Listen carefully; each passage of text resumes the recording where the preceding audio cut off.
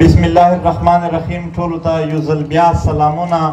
ملګرو، څلېرویشت شپې او ورځې د سیند اسمبلۍ مخ ته چا دلته په خوشحالي نه دي تېرې کړې.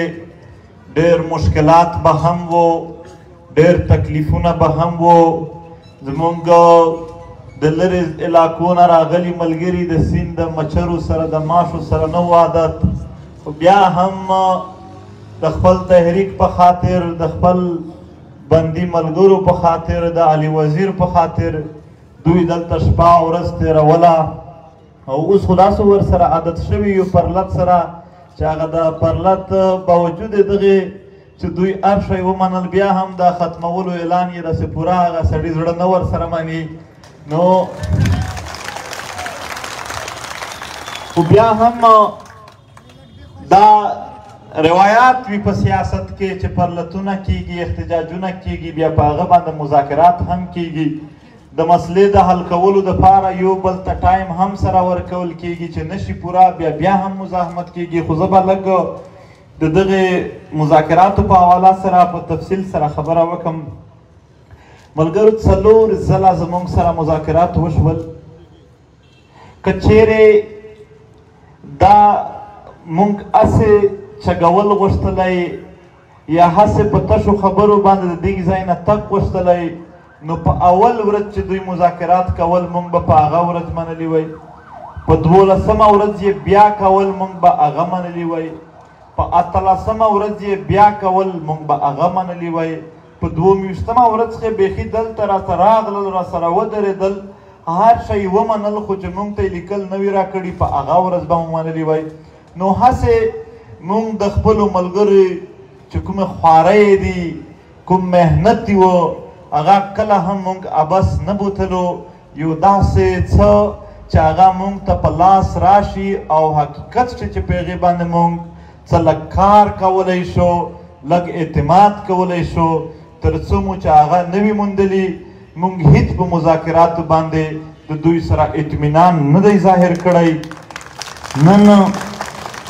نن چې کومه معاهده وشوله، په هغه کې دننه چې کوم د علي وزیر د کیس په حواله سره د سیند حکومت او د پی ټي ایم په منځ کې کوم تړون شوی دی، د هغې یو شک دا و چې دغه د علي وزیر یا د پی ټي ایم د نورو قیدیانو په حواله سره چې کوم لیکل موږ در سره کوو، هغه به تاسو پبلیک کوئ نه، ځکه چې د دغې د منځته راستلو، بهر راستلو سره په هغې په حل کولو کې څه قوتونه بیا مسلې جوړوي، څه خبرې ځینې جوړیږي. نو چې کوم هم زموږ د وکلا د ټیم، زموږ د وکیلانو هلته د دوی سره خبره وه چې دغه د وشي، هغه ټول تقریبا دوی زموږ سره ومنل. په دې کې صرف دا شرط و چې دغه شک به ښکاره کیږي نه، چې بیا څوک لاس نه راته نیسي. دوم دا و چې هر وخت چې موږ عمل کوو، دوی په هغه باندې هم اف آی آرونه کوي چې د هغې خلاف یې وکړو بد وشي، په هغه اف آی آر کې د پی ټي ایم په دې پرلت یا په نورو هیڅ اکټیویټي به اف آی آر نه کیږي. دا مو هم ورسره جوړه کړله.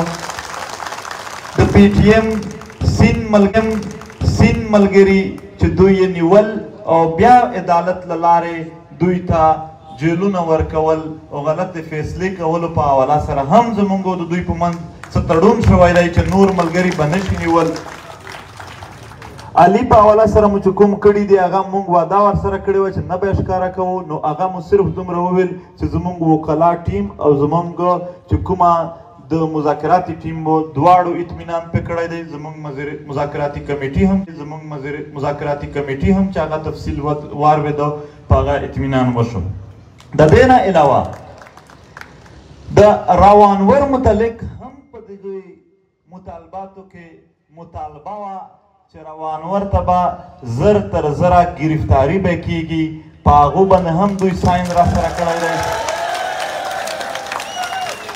زموږ سره د ارسلان شهید چې کوم قاتلان دي، د هغو ته سزا ورکولو په عدالت کې ښه تیزي راوستل چې 0 فیصله وشي، په هغه هم ساین شوی دی را سره. رینجر یا پولیس یا نور انتظامي دلته چې کوم فوجونه دي د هغو لخوا د پښتنو په کورونو بلا وجه غیر قانوني چپې اچېږي، په هغه دوی ساین را سره کړی دی چې نورې به په کراچۍ کې دوی دا نه کوي.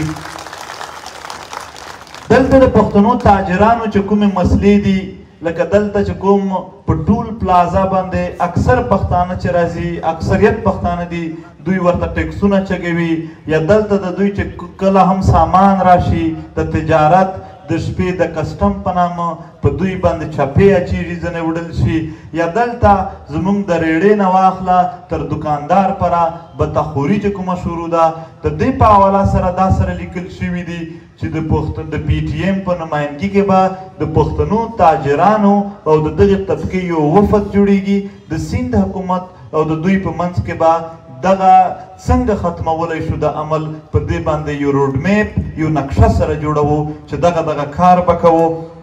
او د دې نه علاوه ما سره اوس لیست نشته دی، خو د سیند د ملګرو هم بلها مسلې چې په هغه کې لیکلې شوې وې، هغه په یو لیکلي شکل کې موږ او دوی معاهده سره کړې ده. د دغه معاهدې مطابق دا پرلت ځنډول کیږي، یعنې ملتوي کیږي، یو ختمول وي یا وځنډوي، ملتوي یې کې.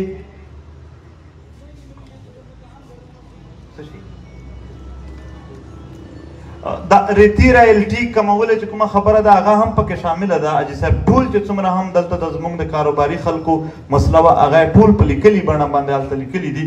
نو ملګرو په دې کې دننه زموږ او د دوی معاهده دا وشوله چې په یو میاشت کې به دوی په دې باندې عمل درآمدي کوي، عمل به پرې کوي، او چې کومې مسلې په میاشت کې دننه حل کیږي سپیشل د علي او د قیدیانو هغه به په هغه کې حل کي، نورې به د روډ میپ مطابق د هغې مطابق حل کیږي. نو د پی ټي ایم دغه پرلت د یو میاشت دپاره ځنډول کیږي، تر هغې پوره به دا پرلت وځنډېږي.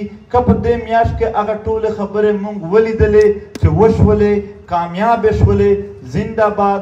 که چیرې په هغه کې زموږ سره چا لږ هم ایخوا دیخوا وشول، نو بیا به پرلت نه په دې نه هم په یو سخت عمل سره پی ټي ایم خپله مبارزه جاري کوي. او زه ملګرو ته دا هم وایم چې ما خبره کړې وه چې زه د علي نه بغیر وطن ته نه ځمه، هو زه به په کراچۍ کې ومه چې تر څو علي نه وي راخلاص شوی زه به هم دلته ګرځېږم. او ورسره ها البته یو خبره کوم، د ضرورت مطابق که چیرې یو دوه ځله یا یو ځل زما تګ پښتونخوا ته کېده، هغه هم چې ضرورت پوره کیږي زه به واپس راځم، او دغه ټول چې څومره زموږ په منځ کې معاهده شوې ده د دغې پر مخ وړلو کې به زه خپل دلته موجود وم او دغه ټول اشی به په مخ وړو. ملګرو دا زموږ آخري پرلت نه دی، دا زموږ آخري مزاحمت نه دی، دا زموږ آخري سنګر نه دی. موږ به خپل مزاحمت به مجاري وي 15 مارچ ته به ته خبر 15 مارچ ته به په بنو کې یو ډېر لوی او ستر لاریون پوره ورځ د حنیف پښتون د رهایۍ دپاره کیږي. په 18 مارچ به په 18 مارچ په کویټه کښې ټوله کویټه راوځي او د اویس ابدال لپاره به پوره ورځ لاریون کیږي. او زموږ د مزاحمت لړۍ هیڅ نه کمه ده نه ختمه ده. 20 مارچ ته به په برسلز کې زموږ د کام برسلز یورپ یادوم، زموږ د کام وطن د ستونزو او زموږ د قیدیانو دپاره هلته هم مظاهره کیږي. نو داسې نه چې ملګري دا وشماري چې که چیرې د پرلت ختم شو زموږ مزاحمت ختم شو، نه د پرلت ختمول هېڅ د مزاحمت ختمول نه دي، بلکې دلته یو میاشت ټایم مو سره ورکړی دی. مزاحمت به په خپل شکل کې پی ټي ایم په هر ځای کې جاري وي، تر هغې پورې به جاري وي تر څو چې دغه وطن د دغې وطن ستونزې حل نه وي او یو ښکلی یو خپلواک وطن نه وي جوړ شوی. ملګرو زه په دې حواله سره یو دا خبره هم کوم چې دلته په دې پرلت کې زموږ سره ډېرې زیاتې مرستې وشوې. د هغې یو زموږ یو خور چې یتیمان و ورته په کویټه کې 2000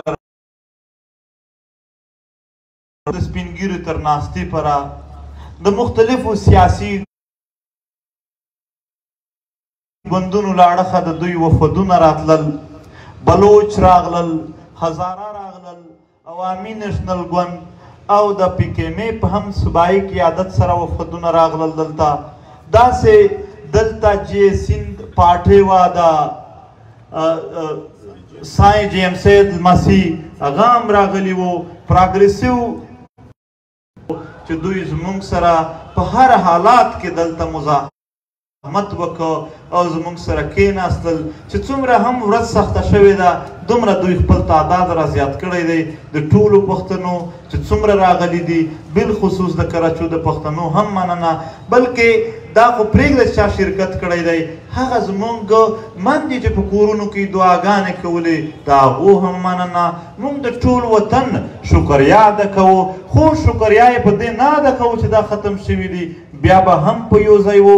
دا مزاحمت جاری دی، دا صرف د پرلک د ځنډولو د ملتوي کولو اعلان دی، نه کې د مزاحمت د ملتوي کولو. ما ورسره تاسو ته 3-4 اعلانونه هم وکړل چې زموږ په دغې ورځې دغه لاریونونه هم دي او موږ به میاشت پس چې کوم عمل کوو هغه یقینا چې مضبوط عمل دی او هغه مضبوط عمل دپاره به زموږ څه ملګري دلته زموږ د عدالتي کارونه ګوري او چې کوم ملګري د مرکزیت یا د صوبې او ضلع نمایندګان واپس دي ابا هغلته د لانګ مارچ چې زموږ چې کوم نور عمل روان دي د هغې د تیارۍ دپاره کار کوي. نو یوه میاشت به ښه تیاري ورته وکړو، که کارونه سم شول ډېر ښه، که سم نه شول نو بیا به بیا راوځو، بیا به هم مزاحمت کوو.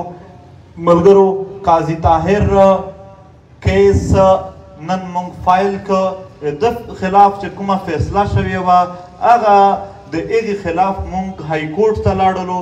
په های کورټ کې زموږ وکیلانو ښه مضبوط پیټیشن د هغې خلاف تایر کړی دی او انشاءالله زر تر زره به د هغې هم څه فیصله راوځي.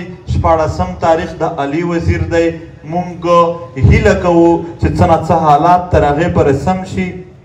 او آخر کې یو خبره کوو، سند حکومت نه پیپلز ګوند نه اگر چې زموږ ډېرې هیلې وې ډېرې هیلې مو وې، خو بیا چې کله دلته راغلو حقیقت دی چې هغه هیلې چې موږ لرلې هغه خو موږ نه ولیدلې.